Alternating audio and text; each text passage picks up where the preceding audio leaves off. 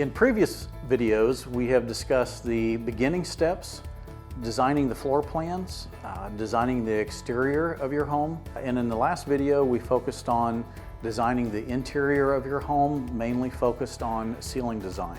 In this last video of the design process series, we're going to focus on the final stage of producing the plans the builder will use to construct your home. These plans are called construction documents. And here at J.L. Thompson Design Group, it's a multi-step process.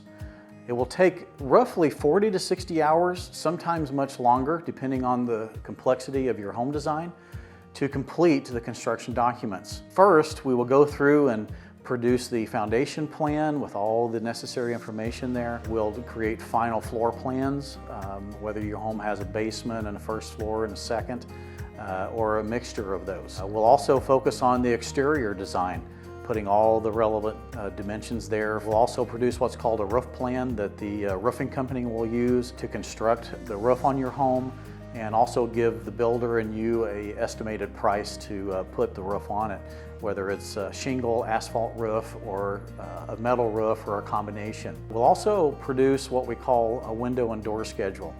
This will get every window in your home, and it'll show the window company and the builder and you the exact size of those windows. Another part of that construction document is what we call building sections, and it'll actually show some of the ceiling shapes that we designed in the interior design development stage. But that's kind of an overview there of the construction documents. And once those are put together, one of us in the office will spend usually 6 to 8 hours reviewing those documents. Marking it up, adding notes and all that kind of stuff, refining it. We'll get those corrections made, and then we'll have another follow-up review, generally 3 to 6 hours, and then we'll make those final corrections. And at that point, we'll be ready to release what we call final construction documents. And that process will look something like this.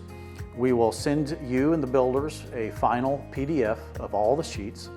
And then we'll send it to a blueprint company, and they will make 2 sets of prints for you. And then from that point forward, they can be kept at the print shop, and the builder can call and get as many prints as he wants for giving to his subcontractors and providing pricing throughout the design process. So that's a rough overview of the construction document phase. Thank you again for joining us in this series of videos where we focused on the design process here at J.L. Thompson Design Group.